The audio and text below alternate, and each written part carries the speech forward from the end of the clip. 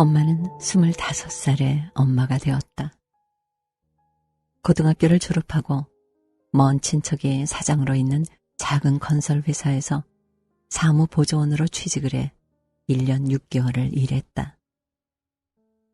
그리고 22에 고향에 있는 전문대 회계학과에 입학했다.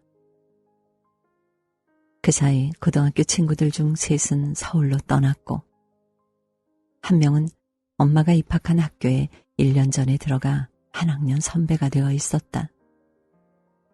이년아, 고작 여기에 오려고 삼수씩이나 했냐? 같은 학교에서 만나게 된 친구가 엄마를 보자마자 타박을 했다. 그러고는 엄마의 손을 잡고 학교 근처를 한 바퀴 돌았다. 여기 점심에 돈가스 무한 리필해줘. 그래서 남학생들이 많이 가. 이 집은 맛이 없지만 대신 싸.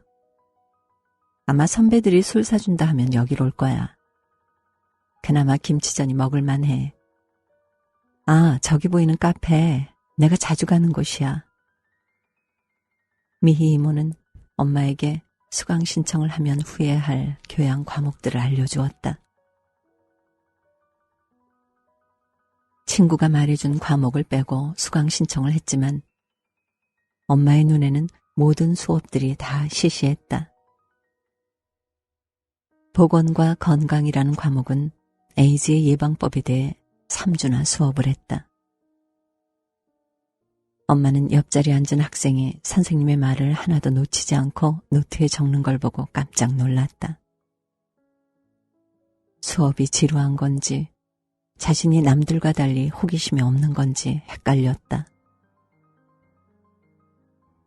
텔레비전을 보면 계단식 대형 강의실에서 수업을 듣는 장면이 그렇게 근사해 보였는데 실상 수업을 받아보니 별것 아니었다. 3분의 2는 잠을 잤고 강사의 목소리는 울려서 잘 들리지 않았다. 쉬는 시간이 지나면 학생들이 수십 명씩 사라졌지만 강사는 알고도 모른 척했다. 수업이 끝나면 엄마는 자신도 모르게 안도의 한숨을 쉬었다. 엄마는 자주 결석을 했고 미희 이모가 알려준 카페에서 커피를 마시며 시간을 보냈다. 아메리카노는 800원, 헤이즐넛은 1000원이었다. 카페는 어두침침했고 그래서 그곳에서 한두 시간씩 책을 읽다 밖에 나오면 현기증이 일었다.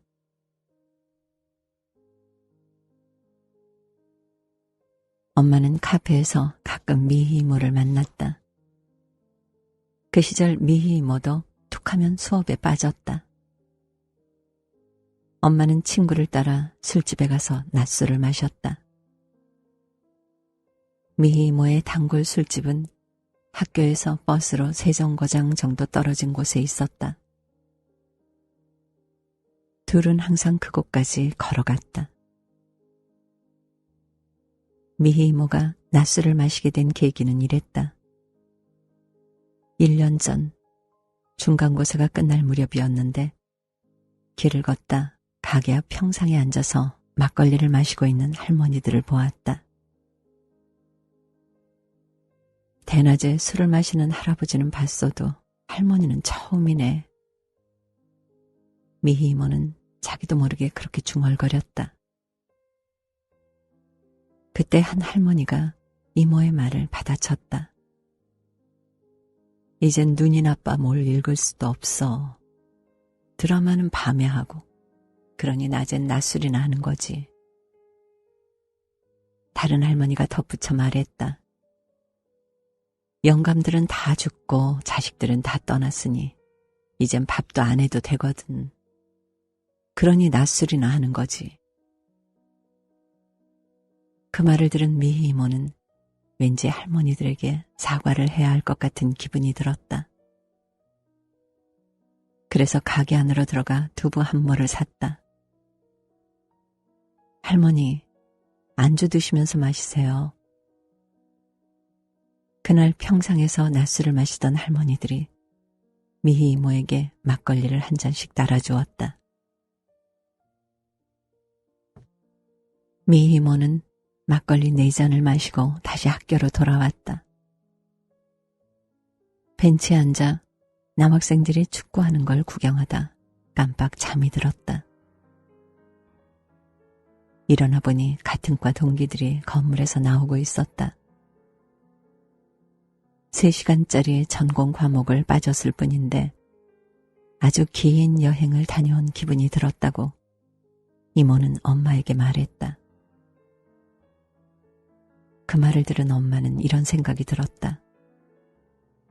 이렇게 괜찮은 애인 걸 왜 고등학교 때는 몰랐지?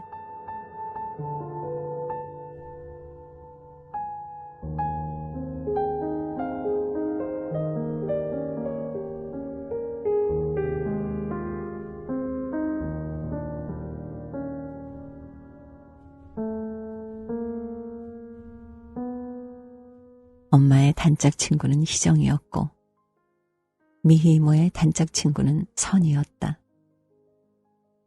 넷은 고등학교 2학년 때 같은 반에서 만났다.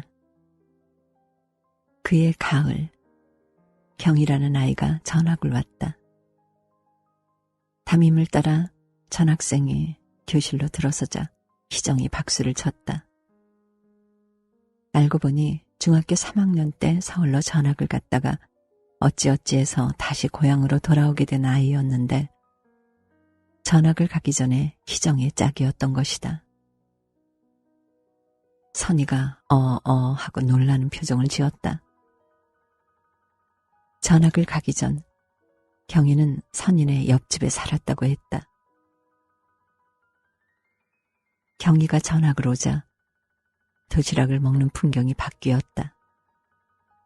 희정과 선이는 경희의 친구이기도 했으니까. 그래서 그날 이후로 5명은 같이 도시락을 먹고 같이 즉석 떡볶이를 먹고 같이 자율학습을 땡땡이 쳤다. 이름에 모두 희자가 들어간다고 같은 반 아이들은 그들을 희자매라고 불렀다. 희정, 미희, 선이, 경희, 그리고 숙희. 늘 5명이 뭉쳐 다녔지만 엄마가 미희 이모에게 속마음을 이야기한 적은 없었다. 물론 둘이 따로 만난 적도 없었다. 엄마는 희정 이모에게 고민을 털어놓았고 미희 이모는 선희 이모에게 고민을 털어놓았다.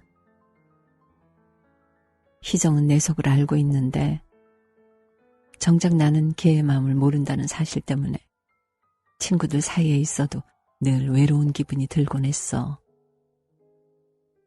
낮술을 마시며 엄마는 미 이모에게 말했다. 사실 나도 그래. 경희가 전학을 오고 난 다음부터 선희와 같이 있어도 나 혼자 있는 것 같았어. 미희 이모도 엄마에게 말했다.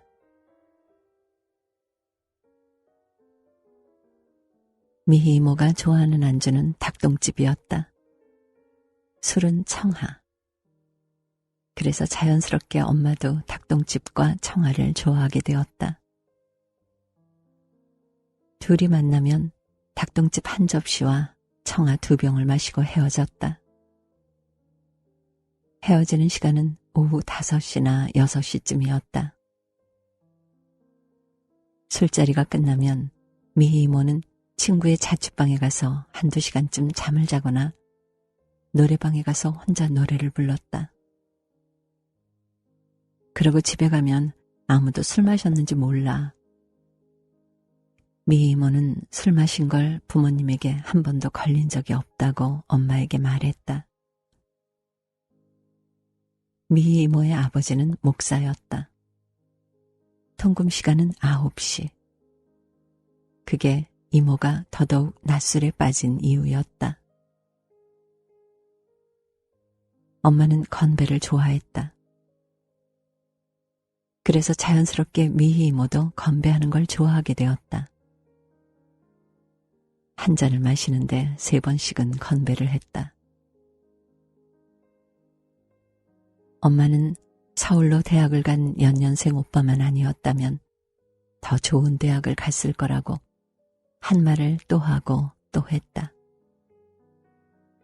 미희 이모는 30살이 되면 한국을 떠나 다시는 돌아오지 않을 거라고 한 말을 또 하고 또 했다. 그러면 카운터에 앉아서 그들을 구경하던 술집 주인이 한마디를 했다. 그만두라고, 집에 가. 낮술을 마시고 길을 걷다.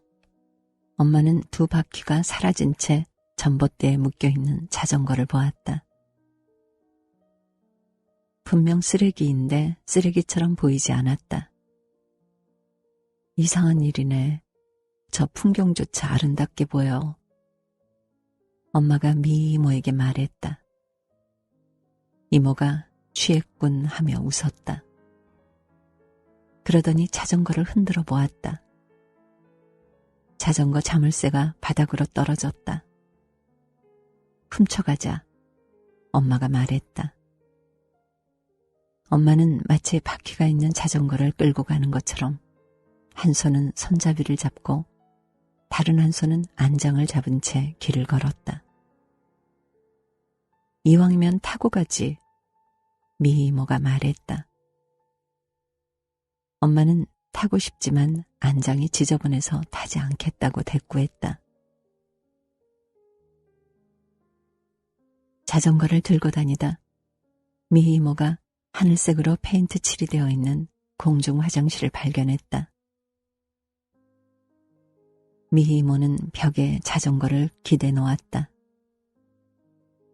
그리고 가방에서 펜을 꺼내 벽에 자전거 바퀴를 그렸다. 그럴듯하지? 그럴듯하네. 둘은 자전거를 그곳에 버려두었다.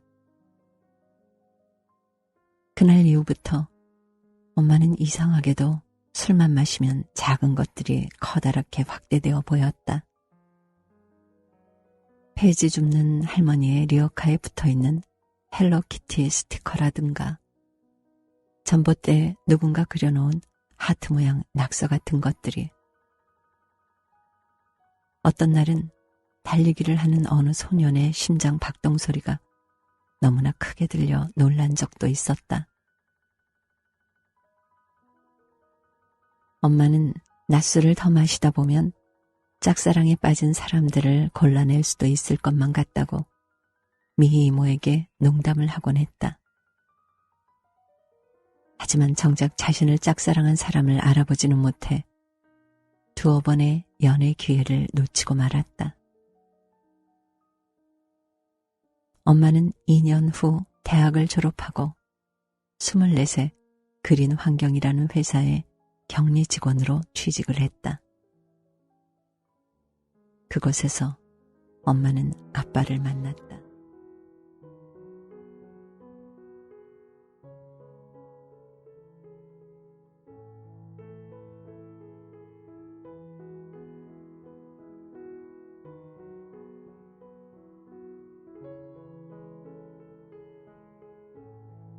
엄마가 들어간 회사는 친환경 변기를 만드는 곳이었다. 대학에 가기 전 일했던 건설회사에서 단체로 등산을 간 적이 있었는데 그때 엄마는 산정 화장실에서 거품이 가득 들어찬 변기를 보고 깜짝 놀란 적이 있었다.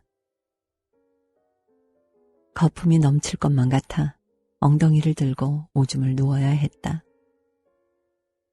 바로 그 변기를 만드는 회사였다. 면접 때 사장은 미래에는 모든 가정마다 물 없는 변기가 설치될 거라고 장담을 했다. 그땐 먹을 물도 없어서 똥 누는데 물을 쓰는 집은 없을 거라고. 그러니 그만두지 말고 오래 회사에 다니라고 사장은 말했다. 아빠는 그 회사의 영업사원이었다. 주로 재래식 화장실이 설치된 시골을 돌아다니며 영업을 했다. 영업사원들의 경비 처리는 엄마 담당이었다. 영수증을 이면지에 붙여 철을 하고 컴퓨터에 항목별로 금액을 정리해 두는 게 엄마의 주된 임무 중 하나였다. 아빠는 기름값을 가장 많이 쓰는 영업사원이었다. 자주 가는 식당은 현이 백반이라는 집이었는데 늘 백반 정식을 먹었다. 어떤 때는 한 달에 보름을 그 집에서 먹기도 했다. 여기가 그렇게 맛있어요? 아빠에게 영수증을 건네받으며 엄마가 물었다. 그랬더니 아빠가 이렇게 대답했다. 제가 가면 주인 할머니가 늘 소시지를 부쳐주거든요. 그게 맛있어요. 아빠의 별명은 호호 아저씨였다. 아빠의 이름은 박효호. 호호 오빠도 있고 호호 형도 있는데 어째서인지 회사 사람들은 모두 호호 아저씨라고 불렀다. 심지어 환갑이 넘은 구내식당 아주머니조차도. 회사에서 아빠의 이름을 정확히 부르는 사람은 사장밖에 없었다. 이름 때문인지 아니면 영수증 사이에서 은행잎이나 단풍잎 같은 것을 발견해서 그런 것인지 암튼 엄마는 아빠를 보면 이상하게 자꾸 웃음이 나왔다. 아빠도 그 웃음이 싫지는 않았는지 어느 날 영수증 사이에 이번 주말에 영화 볼래요? 라고 쪽지를 끼워 엄마에게 건넸다. 둘은 영화를 보고 밥을 먹고 술을 마셨다. 아빠가 좋아하는 안주는 돼지갈비였다. 그래서 엄마도 돼지갈비를 좋아하게 되었다. 돼지갈비를 안주 삼아 술을 먹다 보니 주량이 늘었다. 엄마는 여전히 건배하는 걸 좋아했다. 한 잔에 3번씩, 어떤 때는 4번도 했다. 아빠는 그게 창피했지만 그래도 내색하지 않고 건배를 했다. 자꾸 하다 보니 아빠도 건배를 좋아하게 되었다.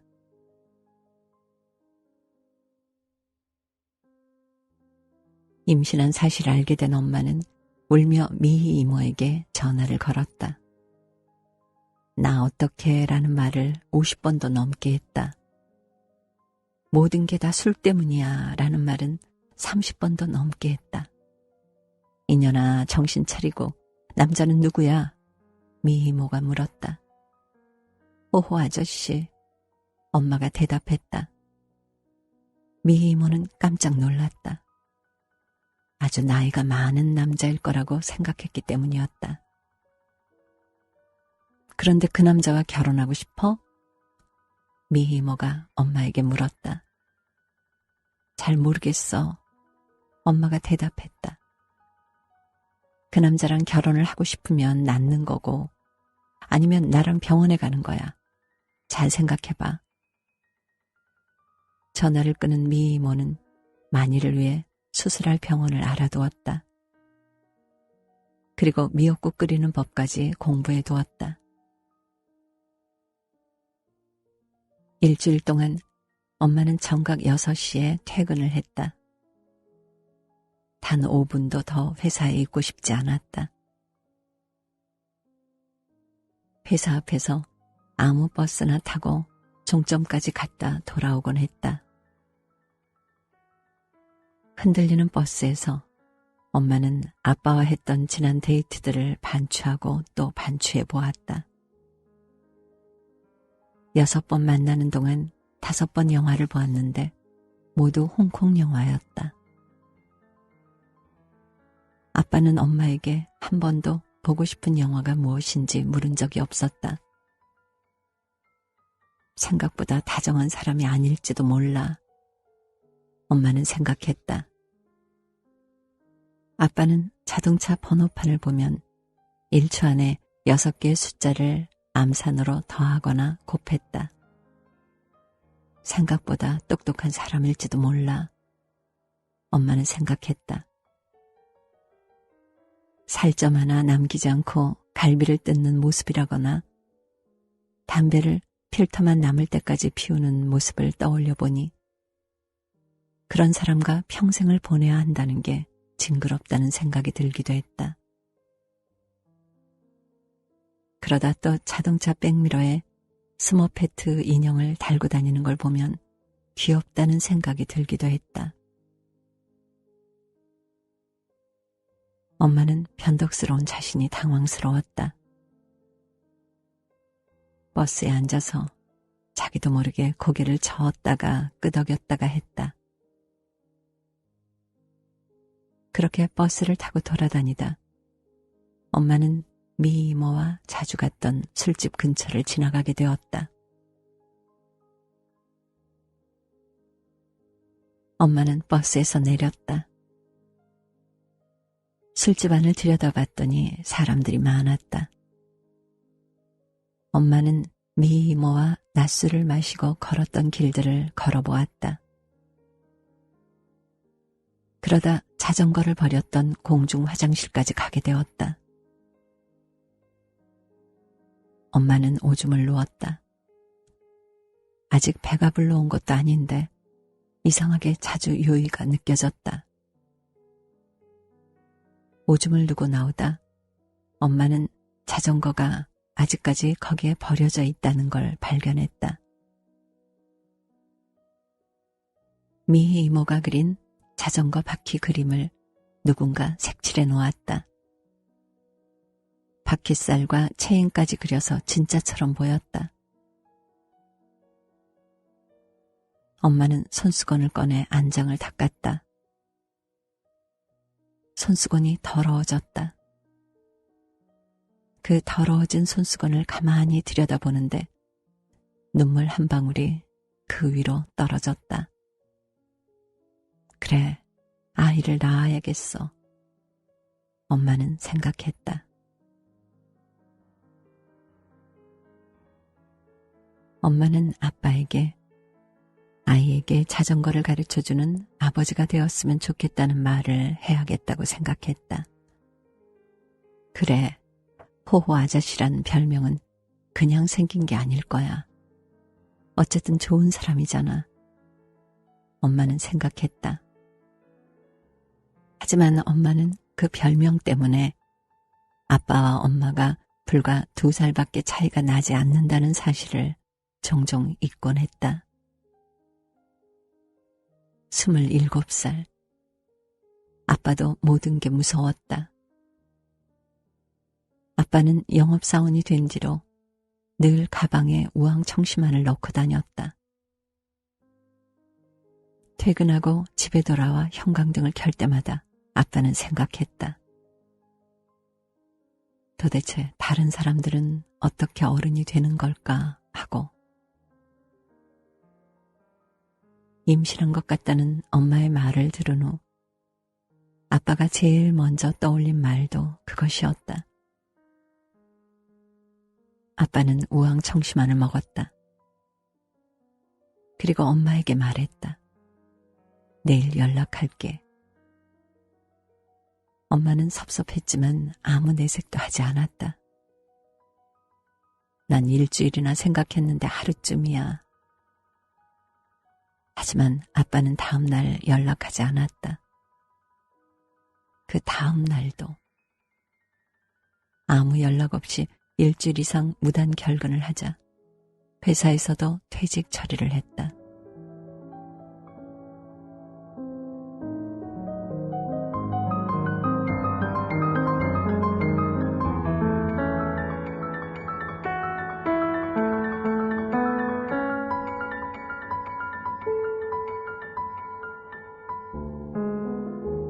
외할아버지는 젊은 시절 회사 버스를 모는 기사였는데 사고로 사람을 다치게 한 뒤로 일을 그만두었다. 그 이후로 집안의 실질적 가장은 외할머니였다. 치킨집 주방에서 일을 하던 외할머니는 사장이 가게를 내놓자 그걸 인수했다. 그리고 외할아버지에게 이렇게 말했다. 배달을 할 건지 이혼을 할 건지 선택하라고. 그때 엄마는 11살이었다.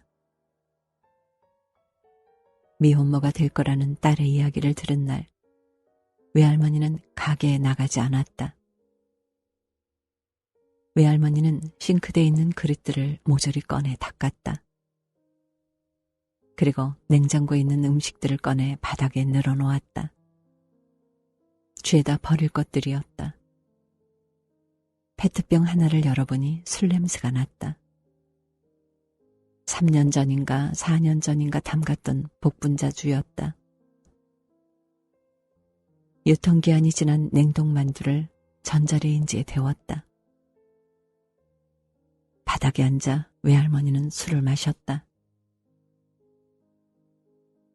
그래, 큰일 아니야, 이까지. 외할머니는 중얼거렸다. 외할아버지는 문 닫은 가게에 멍하니 앉아 있었다. 몇몇 손님이 문을 두드리다 그냥 돌아갔다. 외할아버지는 생맥주 한 모금을 마셨다. 시원했다. 이런 상황에서도 술맛이 느껴지다니 자신이 한심하게 느껴졌다. 엄마는 회사를 그만두지 않았다. 아이와 같이 살 집을 얻으려면 돈이 필요했다. 그래서 회사 사람들의 수군거림을 꾹 참아야 했다.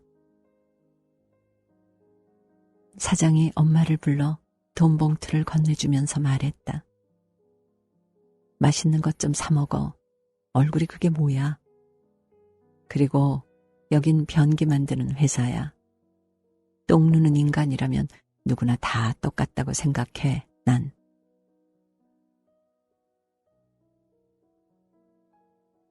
아빠는 처음부터 도망갈 생각이 있었던 것은 아니었다. 바다를 보면 뭔가 해답이 나올 것만 같았다. 그래서 바다에 갔던 것뿐이었다. 그저 무서워 다시 돌아오지 못했을 뿐이었다. 잘못을 저질러 놓고 부모님에게 혼날까봐 가출한 청소년처럼. 머릿속은 다시 돌아가야 하는 걸 알지만 몸은 자꾸만 엇나갔다. 아빠는 이곳저곳을 떠돌며 막노동을 했다. 그 시절 아빠는 많은 모텔 건물들을 지었다. 하루는 몸살 기운이 있어 오전만 일을 하고 숙소로 돌아왔다. 짬뽕을 시켜 먹고 쌍화탕을 먹은 뒤 아빠는 낮잠을 잤다. 비를 흠뻑 맞는 꿈을 꾸었다. 2시간 자고 일어났는데도 몸은 여전히 찌뿌둥했다. 그래서 아빠는 팬티 한 장을 잠바주머니에 넣고 목욕탕에 갔다. 초등학교 앞에서 아이들이 하교를 하는 것을 보았다. 과일가게 주인이 수건으로 사과를 닦은 후 가지런히 진열하는 것을 보았다. 목욕을 하고 나온 아빠는 맥주 한 캔을 사러 가게에 갔다가 평상에 앉아 막걸리를 마시고 있는 할아버지 할머니를 보았다. 잔은 하나였다. 할아버지가 한 모금 마시고 할머니에게 건네면 할머니가 한 모금 마셨다. 그리고 다시 할아버지가 한 모금. 아빠는 맥주를 사면서 종이컵도 하나 샀다. 어르신, 이걸로 드세요. 아빠가 종이컵을 내밀자 할머니가 웃으며 말했다. 이게 우리 재미라네. 그냥 둬. 할아버지가 아빠가 건넨 종이컵에 막걸리를 따랐다. 자네 마시게. 그래서 아빠는 막걸리 한 잔을 마셨다. 아빠가 할아버지에게 또 잔을 내밀었다. 또 주세요. 맛있어요. 할아버지가 막걸리를 한 잔 더 주며 말했다. 젊은 사람이 대낮에 뭐 하는 거야? 일해야지. 아빠는 막걸리 한 잔을 쉬지 않고 단숨에 마셨다. 갑자기 이마가 화끈해졌다. 그러게요. 사는 게 무서워 비겁하게 도망 다녀요. 아빠가 말했다. 그 말에 할머니가 갑자기 아빠의 엉덩이를 손바닥으로 때렸다. 마치 10살짜리 손자를 때리듯이. 이놈아, 뭐가 무서워. 아빠는 할머니에게 엉덩이를 맞았지만 기분이 나쁘지는 않았다. 더 때려주었으면 하는 생각도 들었다. 내 나이 되면 뭐가 제일 무서운지 알아? 계단이야, 계단. 할머니가 말했다. 그날 아빠의 머릿속에는 하루 종일 할머니의 말이 맴돌았다. 나도 언젠가는 계단이 무서운 나이가 될까? 아빠는 밤새 뒤척였다. 그리고 새벽에 짐을 쌌다. 엄마의 앞에 나타난 아빠는 무릎을 꿇고 말했다. 무릎 연골이 닳을 때까지 살아보자고. 나중에 할아버지 할머니가 되어서는 서로 부축해가며 계단을 내려가 보자고. 물론 엄마는 아빠의 말이 무슨 뜻인지 알아듣지 못했다. 그래도 엄마는 고개를 끄덕였다. 그러자, 그러자. 그 말만 반복했다.